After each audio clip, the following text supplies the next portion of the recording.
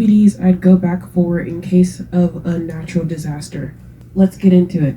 First, disclaimer, the audio may sound like that I'm doing stand-up at a local karaoke bar in the middle of a city. It's just, I've been feeling not so great, so I'm still very nasally and somewhat congested. I'm having a hard time like projecting my voice without it like, it's not giving me a headache, but like it doesn't feel great. Of course it doesn't sound like high quality, but like I kind of like the vibe, so this is what we're working with. Anyways, I tried to not pull everything out of my current roster because it's supposed to be like, you know, select favorites, right? The way that I gather the media that I like is I gather my favorites. Actually, I forgot something. Hang on. Okay, all right. Hang on. Ooh. Okay, let's get started. And also, I'm gonna keep like the intellectual properties like all in a, you know, bunch. So if I mention one thing, I probably mean like the entire franchise, like rather than just like an individual movie. Okay. I'm just gonna start off easy.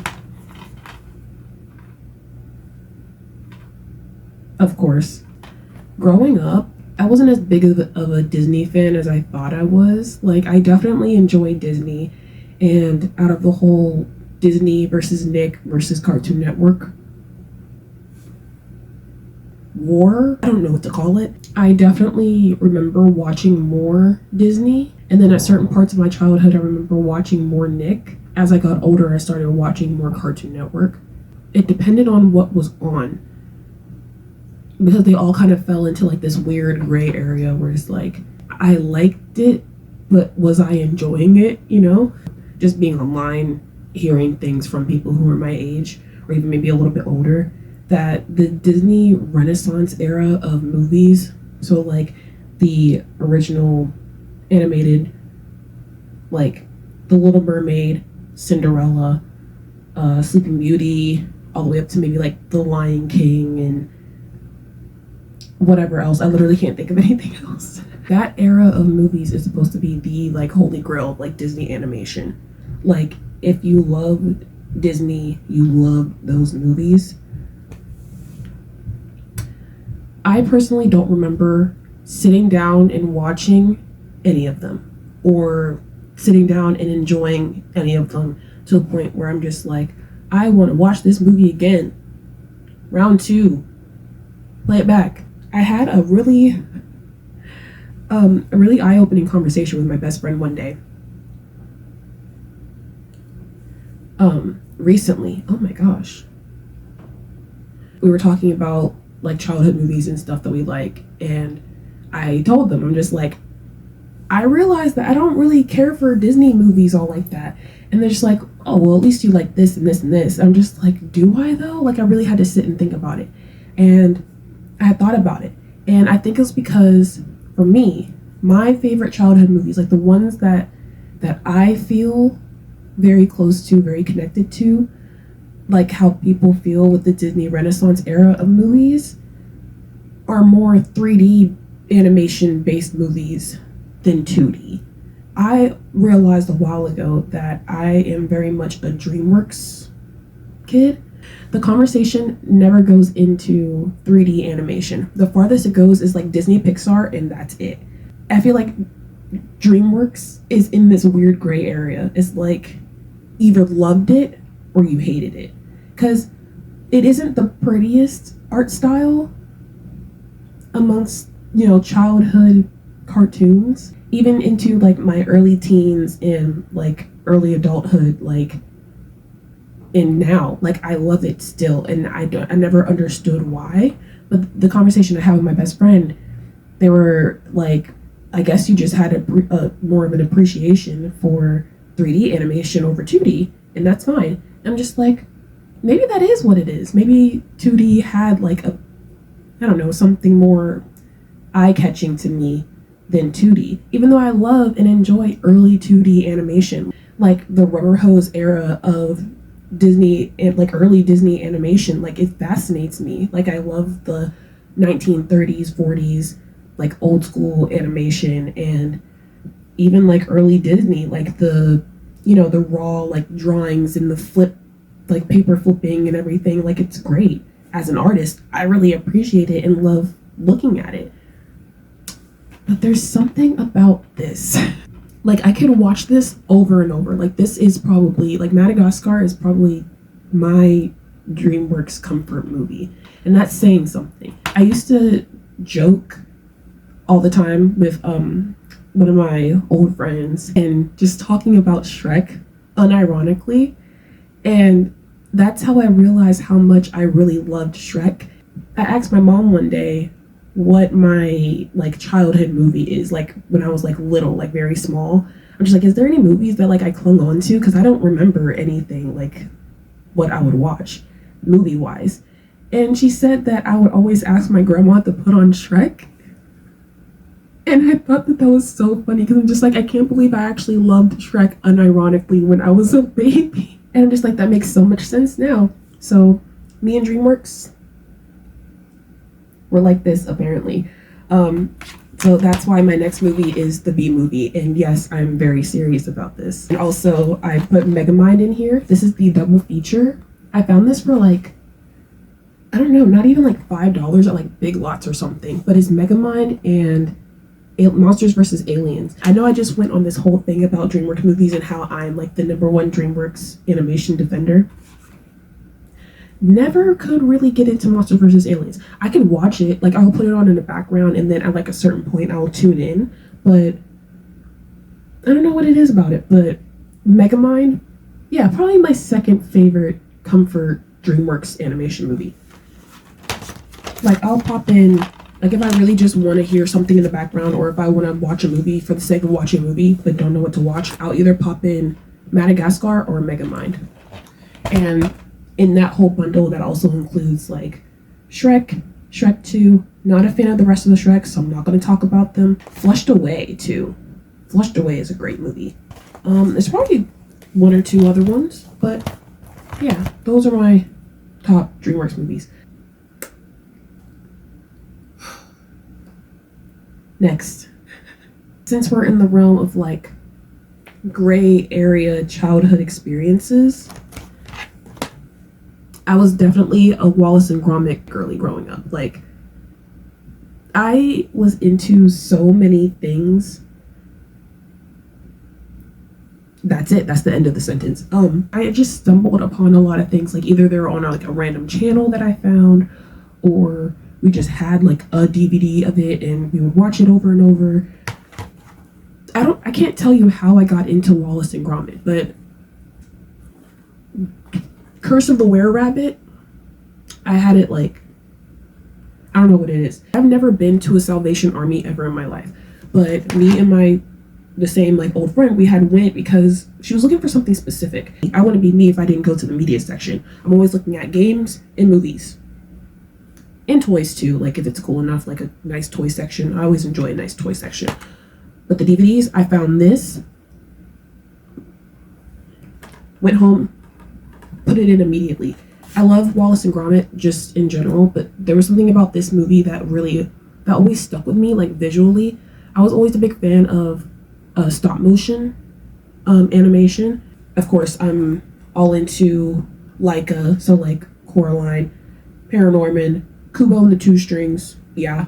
Of course, Disney animation, so like The Nightmare Before Christmas, you know, love her, love those. There's something about Aardman animations. I always thought the style was so cute. Gromit, I don't know if it's because he's a dog, but like I always like, so I love me and my dog characters. Him, Blue's Clues, Jimmy from BT21, Bluey, love Bluey, and Bingo. I love all of them. Loki's supposed to be like a horror movie. I think the creators described it as a horror movie for kids. And it's funny because like I grew up watching this and I'm really into very specific and stylistic horror adjacent content. So I think it's so funny how out of all the Wallace and Gromit things, I mean, this is technically like their only movie, except for the one that they just came out with. this is the one that I latched onto. Like, it's perfect, and I love it. It's a cinematic masterpiece.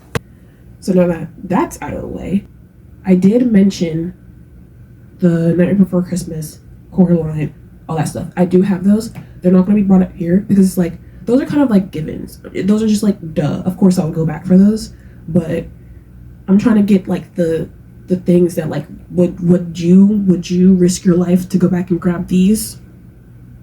That's the important question I'm asking today. So, while we're in the realm of animation, yeah, I just found this at a Goodwill for $2. $2. And it has like the pretty case and everything. Like, I've been wanting Ratatouille on DVD for so long. I still have yet to actually like put this in and like watch it again, but like I have to watch it when I'm in the mood, you know, like undiagnosed ADD things. But like, this probably has to be my favorite Disney Pixar animated film. I don't know if it's the atmosphere. It doesn't do any of the things that it does wrong, and I really enjoy that. It's not the only Disney Pixar movie that I like, but like, this probably is my favorite, and I think that's why I wanted it for so long. But for the longest time, I thought it was this. But I think I'm just now realizing that this technically isn't a Disney Pixar movie. Like, it's definitely Disney 3D animation, but it's not a Pixar movie specifically. But I love Meet the Robinsons. Like, the way that it was like modern but also futuristic, you know, in terms of like aesthetics, that always was cool to me. Because funny enough, I'm not the biggest on sci-fi. Sci-fi fantasy is like one thing. I love fantasy, but there's like a line, a hard line, and once it crosses that line, like, I tune out. Right on the line is like superhero type movies. So like Marvel, some DC stuff. You'll see Marvel in a second, but superheroes is like right there. But like, if it crosses over into like sci-fi, like spacey sci-fi and stuff, like, I'll watch. Actually, this is perfect. Going to my next one. Spider-Man. There's a lot of like Marvel heroes that I like, but as far as like actually going back and watching the movies and enjoying them, I think Spider-Man is the only one I can actually go back and watch. But when it crosses into stuff like, I don't know, Guardians of the Galaxy, I'm sure it's a great series. I don't care to watch it. I've watched most of the Avengers movies. I haven't seen Age of Ultron though. Honestly, I didn't know that it was an Avengers movie for the longest time. I still have yet to watch it. I like how it just gets into tech stuff enough, but it's like fantasy tech. So it's like, here's this thing that powers these devices, and it causes this thing to happen. And if it goes wrong, this is what could happen. Or like Doctor Strange, where it has like the portals and everything. Like, that's really cool. It's like made up science. But when it goes into like spaceships and going into space, and then we have to program a navigation to here, and then this planet's going to blow up if this doesn't happen, I'm just like, it stresses me out.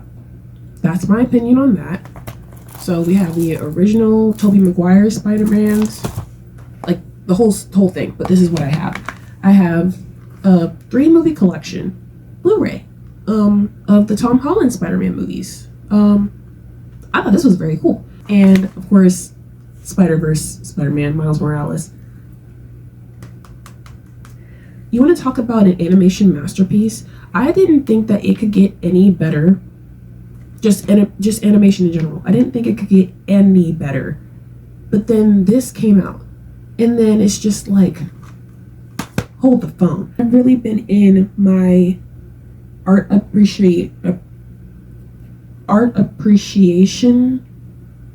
mindset lately. I am an artist, and I've been drawing for as long as I can remember, just drawing, doing crafts and making things with my hands. But I've been really into finding out who makes stuff, who is like the hands behind the things that I enjoy, like directors, artists, like designers and everything. And I have really gotten into this artist called Alberto Miergo. You may not know him by name, but all I have to say, I bet if I say the words Love, Death, and Robots, The Witness, and Hibaro, you'll know exactly who I'm talking about, because he is the creative mind behind those 2 episodes, and they are my favorite episodes of that show. I love the whole thing, and there are other episodes that stand out to me, but those 2 episodes, perfecto. When I found out that he like directly didn't have a hand in creating this movie, but he did do some of like the concept, like the early like concepts for like certain animation scenes. Like you can find on YouTube, like if you type in Alberto Miego Spider-Verse clip or something, like you'll see like a little concept animation, like a really rough like draft of like one of the scenes where Miles is going through like the city or something, and it clicked. I'm just like, that makes so much sense because of like the choppiness but like the fluidity. You have to see it, and you would have to like see what I'm talking about. Alberto also has a clip on his YouTube channel. Well, not a clip, more like a short film. The windshield wiper, something like that. It's like a little short film of his, like, it's just his animation, and it's just, that's all. And because I'll keep going if I don't stop now. But also, speaking of Disney Pixar, there's something that changes in my brain chemistry when I think of Monsters Inc., but it does it in a very healthy way. I haven't watched this movie in a couple years. It's kind of similar to how I feel about like Meet the Robinsons. Like there's just something about like the story and the way that it looks and like the way that it's like very non-traditional that I really enjoy. And I'm just like, this is such a treat of a movie, and it feels good to watch. I don't know what it is. I guess maybe it's the nostalgia now, but even then, like just that aside, I think it holds up really well. I personally enjoy whenever there's like limited characters, so like it doesn't go all over the place. Like even though you see like hella monsters and hella characters in this, like it doesn't stray too far from like the main like 5 people that you see over and over. It does it so well. I got this from like a different secondhand media store for like $2, and I love buying things secondhand because where else will you find a collector's edition of Monsters Inc. where you get like bonus features? It's little things like this, like bonus features and stuff. Yeah, the movie, it has one of those floppy disk things, and it's the kind that clicks. It's little things like this that make me happy that I'm alive. Since we're still talking about animation, I'll just go into this. So Studio Ghibli, right? We know her, we love her. A lot of people have their favorite go-tos. You know, if you ask them what their favorite, movies are, they'll say maybe My Neighbor Totoro, Spirited Away. This is also another big one. They'll also like maybe say like Princess Mononoke, Ponyo, I think is another one, Castle in the Sky, When Marnie Was There, things like that. I like Howl's Moving Castle. It took me a minute to find a Studio Ghibli movie that I liked. I'm just like, I want to start watching them, but like I don't know which one to start with because I know there's like a lot of good ones. And I think I unfortunately started with My Neighbor Totoro. I didn't enjoy it at all. I don't know if it's because I was watching the English dub of it, so like the voices got to me or something, but like there is something about a particular character, I'm not gonna say who, but this character was really ripping the enjoyment out of the experience for me, and I did not have a good time. I'm just like, I want this movie to be over with immediately. Because of that, I can't remember what the movie's even about. I can't remember what happens in it. I remember specific like scenes or specific parts, which maybe was visually interesting enough for me to remember, but the rest I can't remember. But when I got to Howl's Moving Castle, I remember it being like not exactly what I thought it was going to be. I remember it being very interesting, but now it's like one of my comfort Studio Ghibli movies. So thank you very much. I don't need to talk about Howl. We all know how we feel about Howl. We love Howl. And Sophie, fortunately, isn't annoying as a character, because this is supposed to be like about love and returning back to like who you love and what you love, like that sort of thing. I'm not the biggest romance person. I can't help it. I'm bisexual, but there's like a lot to unpack there. But I like how it's done in this, and it always makes me curious about the source material, like the original book. So sometimes I think like maybe I would want to read the original book, but I enjoy how it's depicted here. It's very direct in how it gets into the story, and I really enjoy it. Honorable mentions, I also really do enjoy Spirited Away. It's funny because I like watching media in its original language. I have a hard time watching this in the original Japanese audio because the Wicked Witch of the East voice, her voice, I can't do it. I don't know what it is.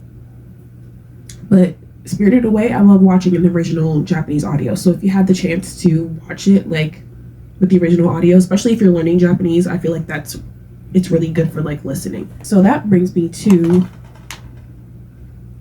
the actual movie that I like. I was keeping this separate from that because technically this isn't a Studio Ghibli film, it's a Studio Ponuk film, but it has like the same art, styles. Probably like Studio Ghibli like adjacent, maybe like the same artists like work on it and stuff, but like Mary and the Witch's Flower, I don't know what it is about movies that are like adjacent to the rest of like their popular like siblings. I'm just like, why can't I just like one of the regular Studio Ghibli films? Why does it have to be this random outlier that not a lot of people probably even heard of? I feel like I first watched this on like Netflix or something. I'm just like, if that is on DVD, I need it right now. I would watch this over and over and over. I think it's very nice, and it's very nice and easy watch, and it's like a great experience to watch for the first time.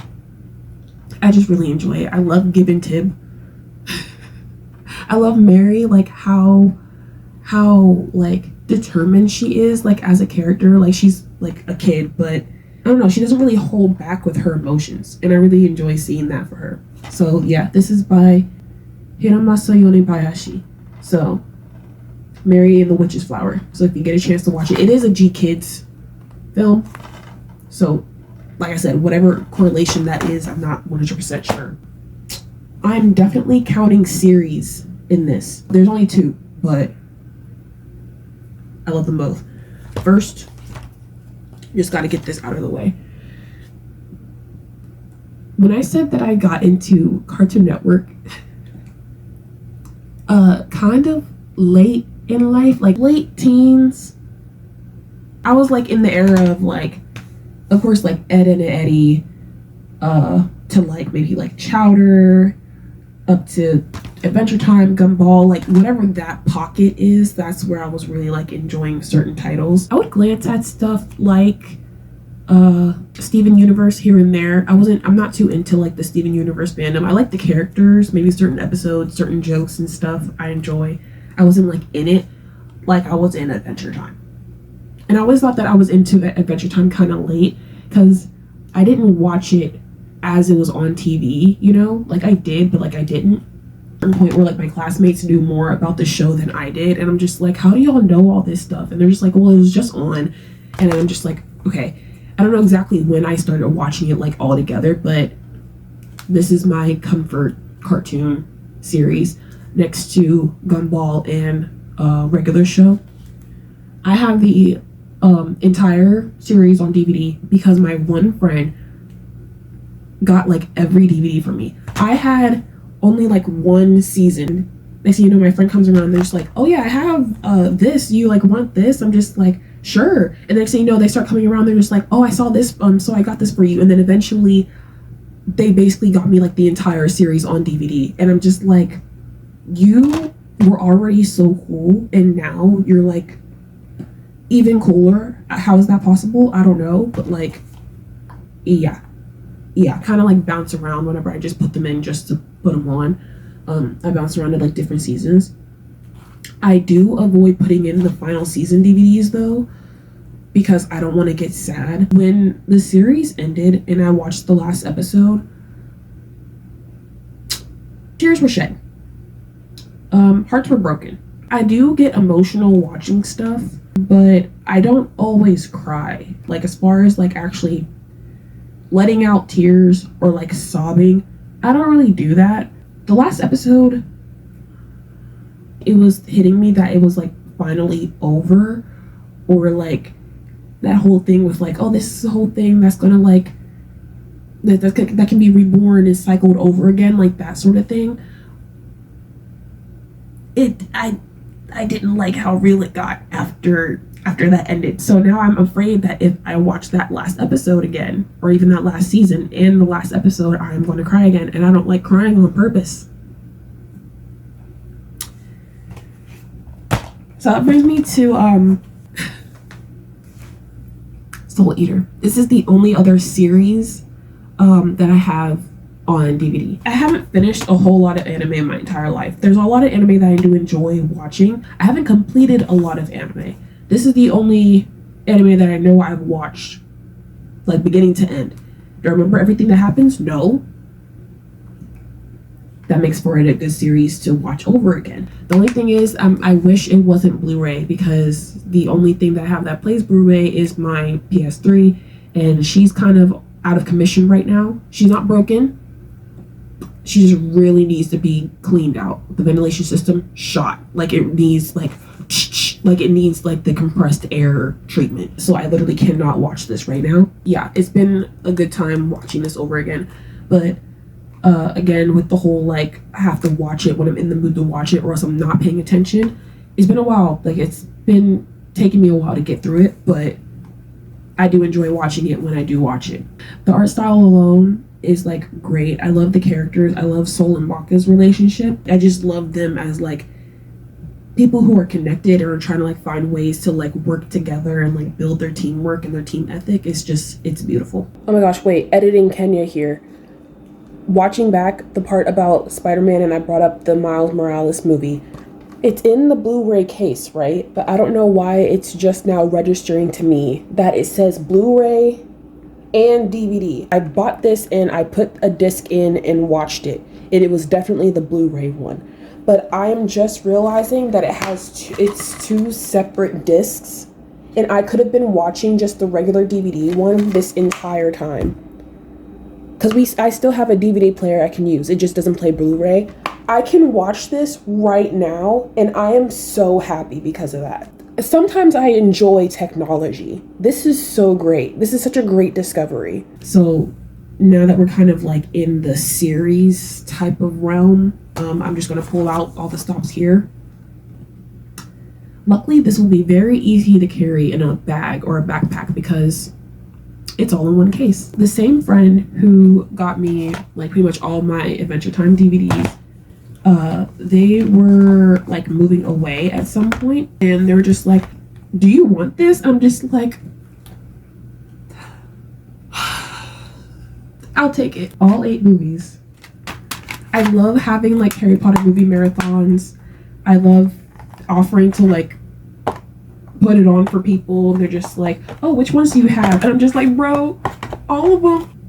I'm not gonna go too deep into this because I feel like the people who care, and the people who don't, they're just like, great, what's next? So I'm just gonna round off like my favorite ones. Favorite goes-tos to just put on and watch is probably The Chamber of Secrets and Prisoner of Azkaban. My favorite one for the longest time was Goblet of Fire, because I really loved when Harry had longer hair. I thought that was like the cutest thing for like the longest time. But actually, like cinematically, I enjoy like the Goblet of Fire because it was the first one to really get like, I mean, Prisoner of Azkaban does it really well too, but the way the atmosphere shifts at different times, like it was really good in the Goblet of Fire. Like I remember that sticking with me. This isn't supposed to be like a funny series, but there's something about like different moments, especially like just with Harry as a character, that I love the humor of it. I don't know if people would understand what that even means. This is great how I'm just kind of tying everything into each other. Like the segues are really segueing. Next thing I'll talk about is Sweeney Todd, Demon Barber of Fleet Street. And it's funny that this is a DreamWorks movie, technically. Like it's produced by DreamWorks, or whatever the word would be. I like to call this like Harry Potter 3.0, you know, because like in the Harry Potter universe, you know, you have Harry Potter and then you go into like maybe Fantastic Beasts, right?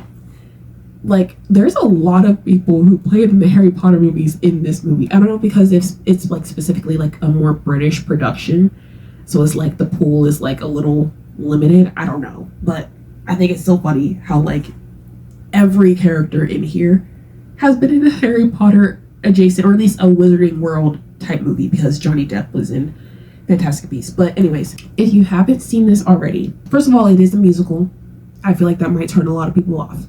But if you like a good bloody time, but like bloody in like almost a goofy way, I don't know what it is. This movie is so funny to me. Like there are certain moments or certain like concepts in the movie that just hit me, and I'm just like, this is a great time. I love it. My favorite song is definitely the Joanna sequence, not specifically the one towards like the end, but like the one when Anthony first notices Joanna, like that whole thing.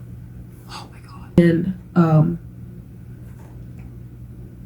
Toby, I almost forgot his name. Toby singing to Mrs. Lovett, if you need me to, I got you. Like that whole song. I don't know what to call it. I don't know what the name of it is. That whole song, love it. Like if I could, I keep wanting to say if I can get the soundtrack or something, I would get it. But like literally, I just have to listen to the movie. Every song is just really good. I love every song. Those are bangers. I enjoy those very much. Honestly, these both could have segued from Harry Potter, but like this is literally the last movie I have to talk about. Let me just do a double check. Yeah. You want to talk about childhood bangers? This shouldn't be a childhood banger. I probably shouldn't have been watching this when I was little, but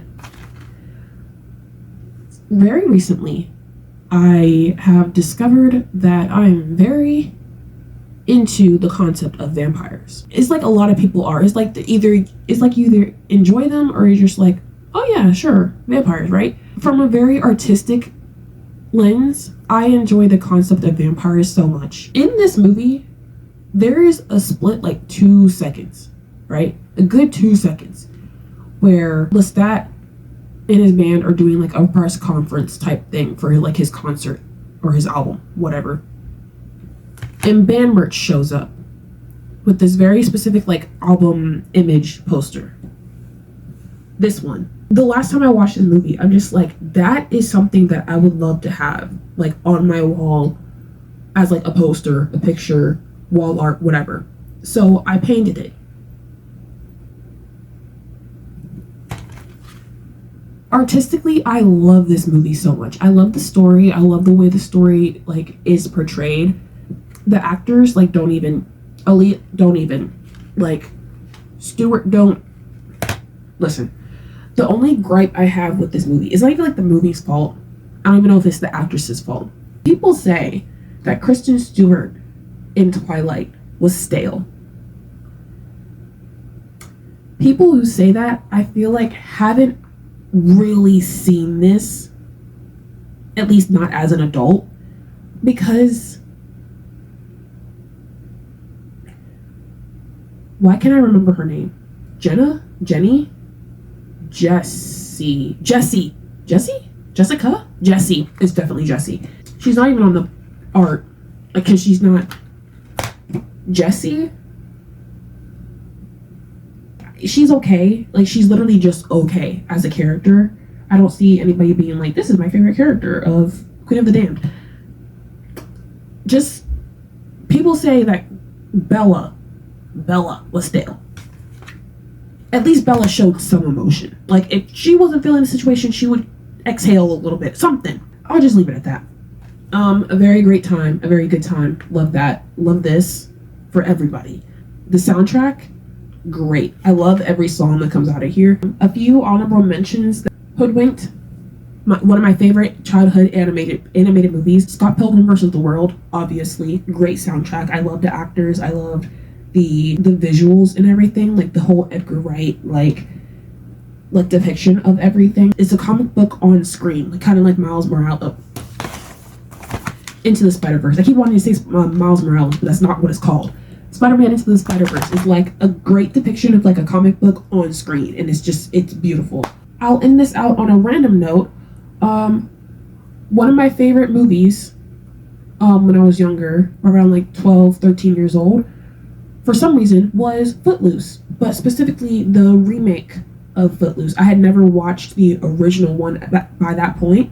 Don't yell at me. I just didn't watch it by that point. I have seen it since, and I enjoy it, but I like the remake of it a lot. I don't know why. It really stuck with me. I like the musical story of it, like the dancing and how it's like drawn into the story, like woven into what it's about, rather than just being like, here's some high schoolers that enjoy dancing, and it's just like, I like that, how it's integrated into the story in a good way.